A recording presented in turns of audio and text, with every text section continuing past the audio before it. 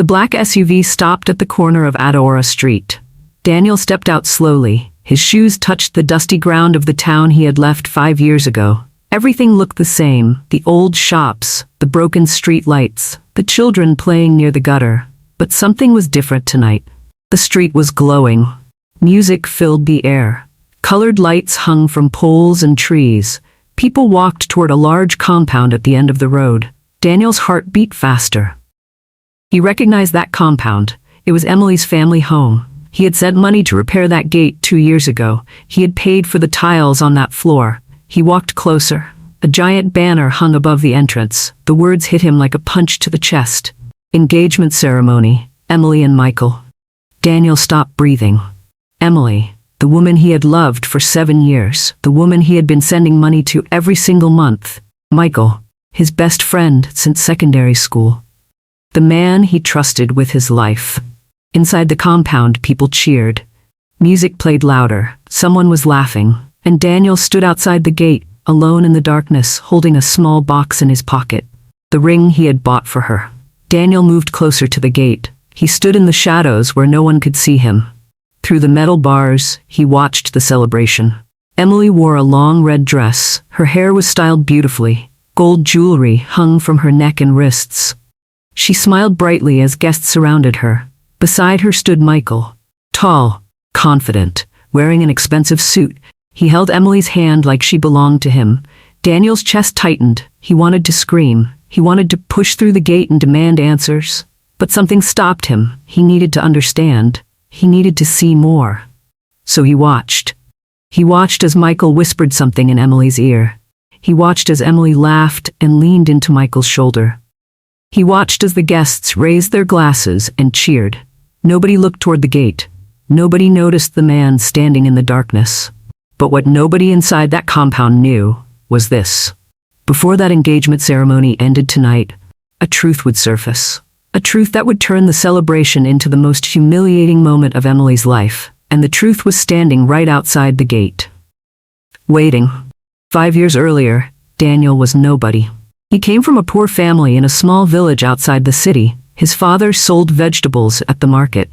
His mother washed clothes for rich families. Daniel had only one thing, ambition. He worked hard in school. He got a scholarship. He met Emily at university. She was beautiful, smart, kind, or so he believed. They fell in love. They made promises. I will build a life for us, Daniel told her. Just wait for me.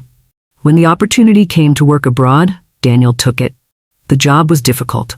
12-hour shifts in factories, cold winters, loneliness that felt like poison. But every month he sent money back home, to Emily. He paid her rent.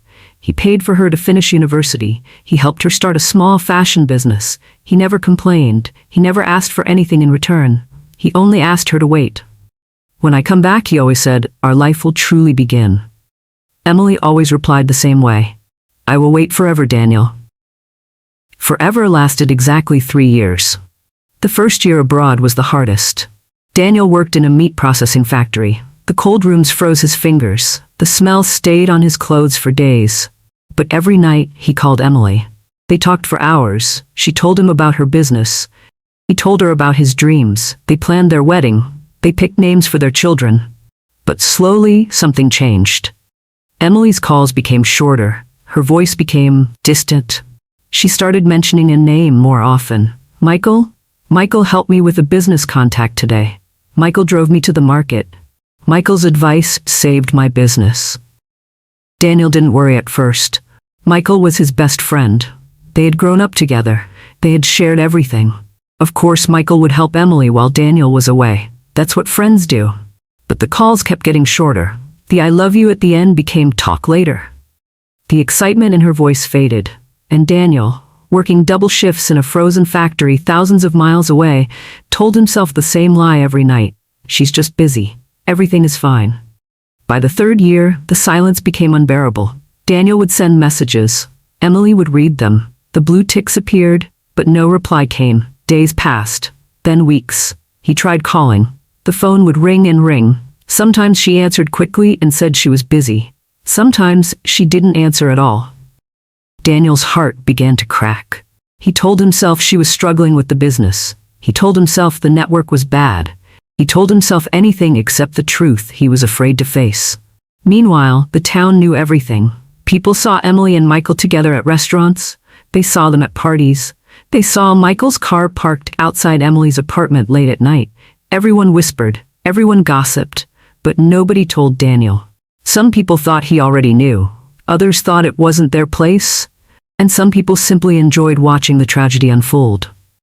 Daniel kept sending money. He kept believing. He kept waiting. He didn't know that while he was building a future for two people, one of them had already chosen someone else. While Daniel suffered in silence abroad, something extraordinary was happening.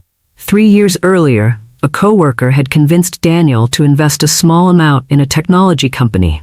The company was small, unknown. Most people thought it would fail. Daniel invested his savings, not because he understood technology, but because he believed in taking chances. He forgot about the investment. He focused on his work. He focused on Emily. Then one morning, he received an email. The technology company had been acquired by one of the largest corporations in the world. Daniel's shares were worth something unimaginable. He read the number 3 times. He didn't believe it. He called the investment company. They confirmed everything. Daniel had become a multi-billionaire. The factory worker who could barely afford heating in winter was now richer than anyone in his hometown. Richer than Michael. Richer than anyone Emily had ever met. But Daniel did something unusual. He told no one. Not his family, not his friends, not Emily. He wanted to return home quietly. He wanted to surprise everyone, especially the woman he loved. Daniel began planning his return. He had a dream, a vision. He would go back home as a new man. He would find Emily. He would kneel before her and propose with the ring he had already bought. Then he would give her a gift unlike anything she had ever imagined. $1 billion. Enough to build the international fashion empire she had always dreamed about. Enough to make her one of the most powerful women in the country. Daniel smiled when he thought about her face. The shock. The tears of joy. The moment she realized that all those years of waiting had finally paid off. He planned every detail. The private jet, the luxury car waiting at the airport, the house he would rent before revealing his true wealth. He wanted the moment to be perfect. He wanted Emily to see that the poor boy she had believed in had become something extraordinary. And he believed with all his heart that she was still waiting, that she still loved him. That their story would have the ending they had promised each other. He believed this until the night he arrived. 1 week before returning home, Daniel made a phone call. He called Chidi, an old friend from secondary school, a man he trusted. "Chidi, I'm coming home soon," Daniel said.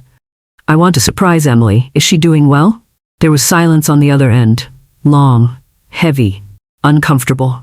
"Chidi, are you there?" "I'm here," Chidi replied slowly. His voice sounded strange. "Daniel, how long has it been since you spoke to Emily?" "A few months. The connection has been bad, but I've been busy with work." "Why?" More silence. "Chidi, what's wrong?" Chidi took a deep breath. "Daniel, I think you should come home and see things for yourself." "What do you mean? Is Emily okay? Is she sick?" "She's fine. She's healthy, but things have changed." "Changed how?" Chidi hesitated. "I can't explain over the phone. Just come home, brother, and when you arrive, don't go straight to Emily. Come see me first." Daniel's stomach turned cold. Something was wrong. He could feel it, but he refused to believe the worst. He convinced himself it was nothing, a misunderstanding. He would see Emily soon, and everything would be fine. Daniel arrived in the country on a Thursday morning. He did not announce his arrival. No family at the airport, no friends waiting, no celebration. He stepped off the private jet wearing simple clothes, jeans, a plain shirt, nothing that suggested wealth. 2 SUVs waited on the runway. His security team was already in place, but Daniel told them to stay invisible. He didn't want attention. Not yet. He drove to a luxury estate outside the city. He had rented the entire property under a different name.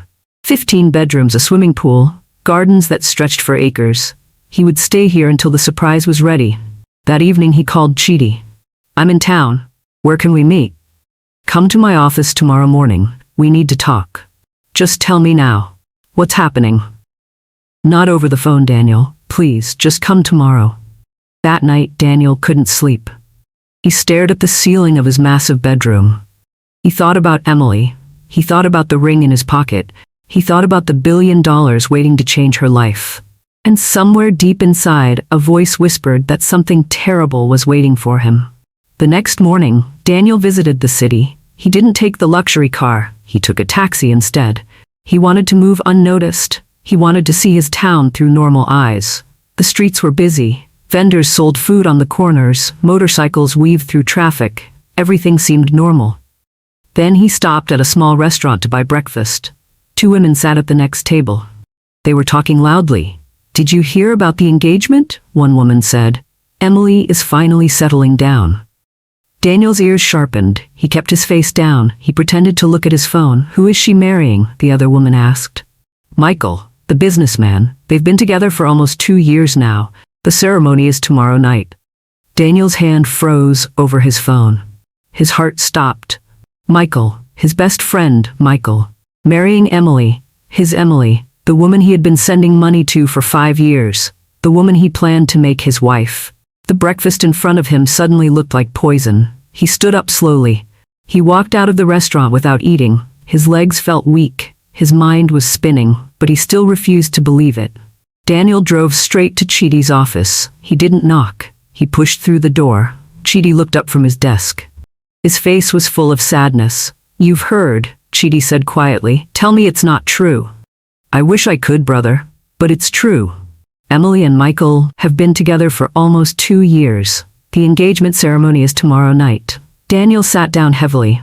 His body felt like stone. "How? When? Why didn't anyone tell me?" Chidi sighed. "People assumed you knew, or they didn't want to be the one to break your heart. And honestly, Daniel, many people in this town only care about themselves. But Michael was my friend, my brother. We grew up together. Money changes people. Success changes people. Michael became wealthy while you were away. He started showing Emily a different life. Luxury, comfort, status, and Emily chose that life." Daniel stared at the floor. Maybe she was forced. Maybe her family pressured her. Chidi shook his head slowly. "I wish that was true, but I've seen them together. She's happy, Daniel, or at least she thinks she is." Daniel stood up. His jaw was tight. "I need to see this for myself." The next night, Daniel went to Emily's compound. He didn't announce himself. He arrived after the ceremony had already started. The compound was transformed. Strings of lights hung from every tree. A live band played music near the entrance. Tables overflowed with expensive food and drinks. Hundreds of guests filled the space. Everyone wore their finest clothes. Daniel stood outside the gate in simple attire.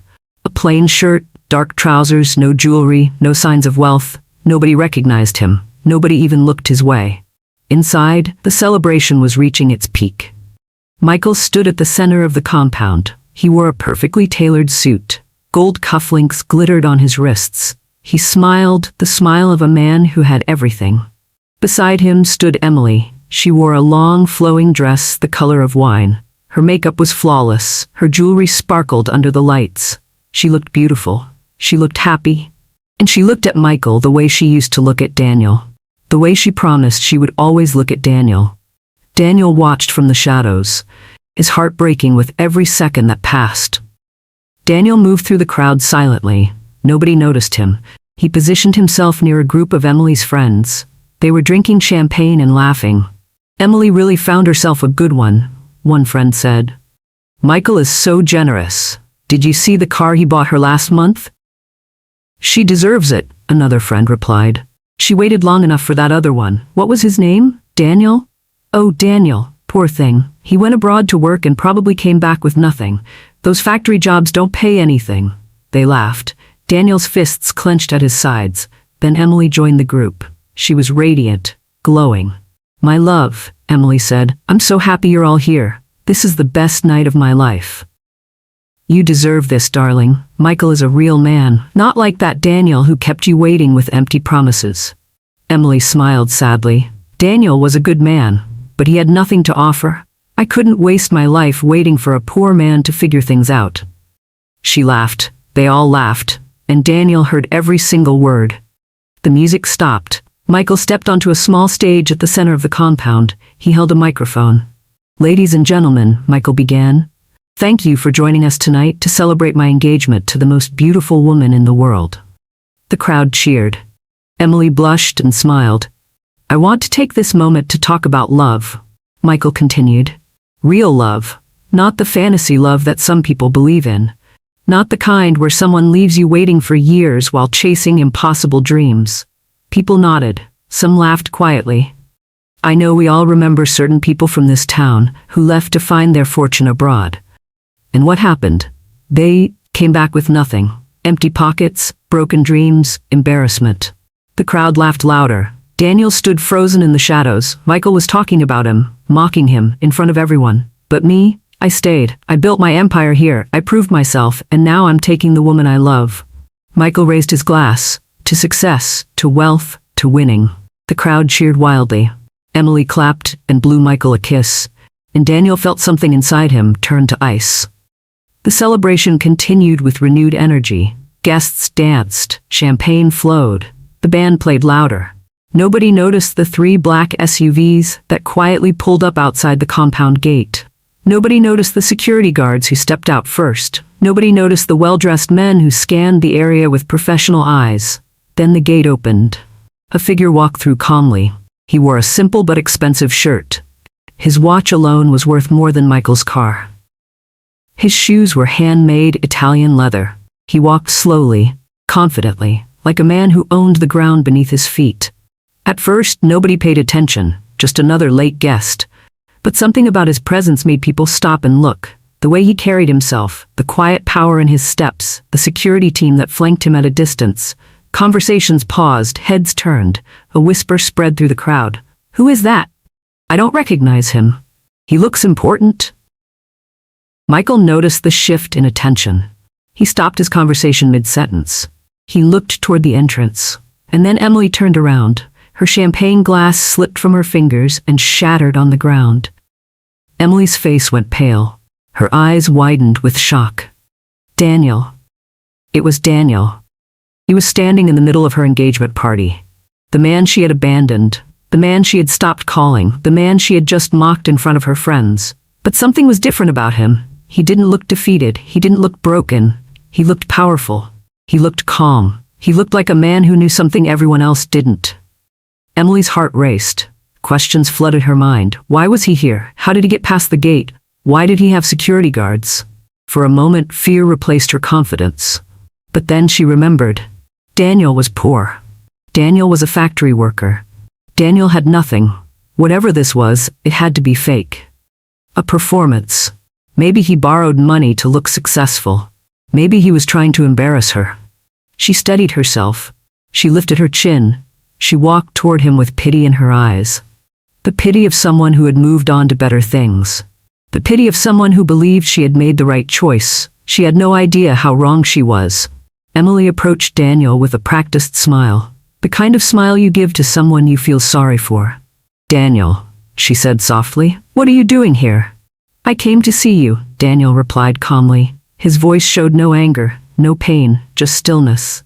Emily glanced around nervously. Guests were watching. Michael was watching.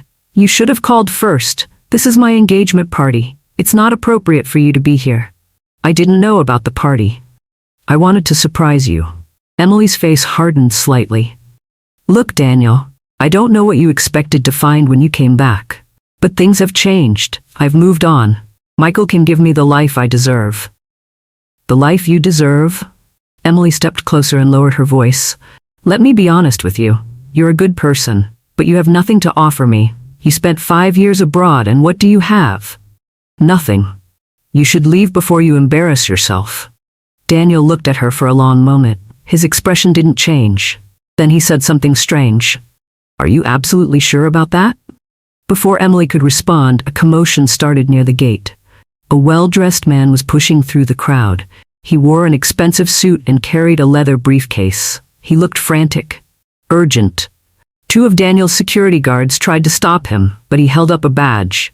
I need to speak with Mr. Daniel immediately. It's urgent business. The crowd parted. The man rushed toward Daniel. Sir, I apologize for the interruption. The international investors are waiting. The billion-dollar transfer for your company launch has been approved. They need your authorization tonight. The entire compound went silent. $1 billion. The words echoed through the air like thunder. Every guest froze. Every conversation stopped. Every eye turned to Daniel. The executive continued, oblivious to the chaos he was creating. Also, sir, the Forbes team called. They want to schedule your interview for next week. Something about being one of the youngest billionaires from this country. Emily's face drained of all color. Michael's champagne glass slipped from his hand, and Daniel stood there calmly. As if this was the most ordinary moment in the world, whispers erupted through the crowd. Billionaire? Did he say $1 billion? Daniel? The same Daniel who left to work in a factory? Forbes wants to interview him? The executive pulled out his tablet and showed Daniel something on the screen. Documents. Numbers. Official logos. Everything was real. Everything was legitimate. The guests closest to them caught glimpses of the figures. Their jaws dropped. An elderly man who had laughed at Michael's jokes earlier now looked at Daniel with different eyes. I knew this boy's father, he said to no one in particular. He sold vegetables at the market. Now his son is worth billions. Emily stood frozen. Her mind refused to accept what was happening. This couldn't be real. Daniel was poor. Daniel had nothing. She had made sure she chose the right man, the rich man, the successful man. But now she was staring at the truth. The poor man she abandoned had become richer than anyone she had ever met. Richer than Michael. Richer than anyone at this party. Richer than her wildest dreams. And she had thrown him away like garbage. Michael tried to recover. He stepped forward with a forced smile. Daniel, my brother, why didn't you tell us you were coming? His voice was too loud. Too cheerful. Too fake. Daniel looked at him without expression. I wanted it to be a surprise. Well, this is wonderful. Come, let me get you a drink. We should celebrate together. Michael reached for Daniel's shoulder. Daniel stepped back slightly. The security guards moved closer. Michael's hand hung awkwardly in the air.